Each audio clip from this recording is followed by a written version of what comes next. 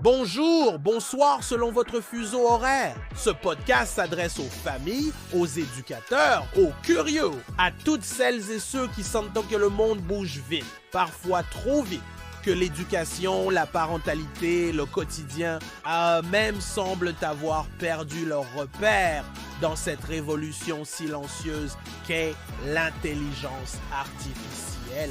Je vais échanger avec Emma, qui a accepté de nous partager généreusement son projet de réflexion, ses expériences, en espérant que nos échanges vous seront utiles.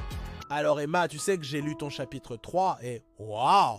T'as vraiment eu un déclic en pleine question de ta fille? Oh oui, je suis là dans mon boulot d'ingénieur logiciel, à utiliser l'IA tous les jours pour gagner du temps, structurer mes idées, avancer vite.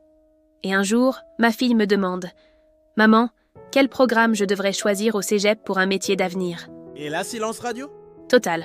Moi, l'experte en tech, la conseillère, la maman, j'ai bloqué. Et je me suis dit « Mais pourquoi j'utilise pas l'IA à la maison ?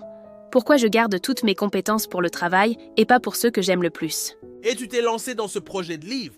Mais quand t'en as parlé à ta famille, j'imagine que ça n'a pas été aussi simple. Pas du tout.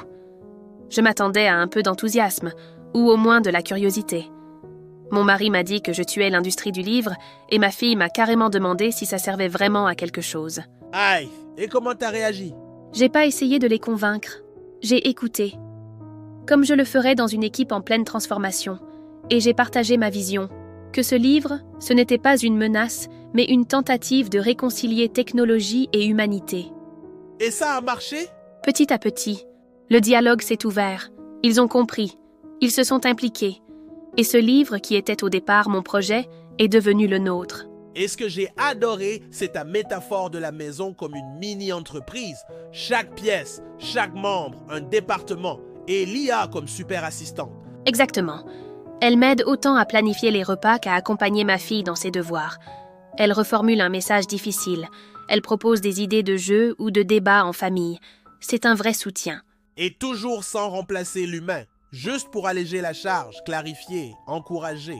Oui, l'IA me suit au lieu que je cours après elle. Et c'est ça qui change tout.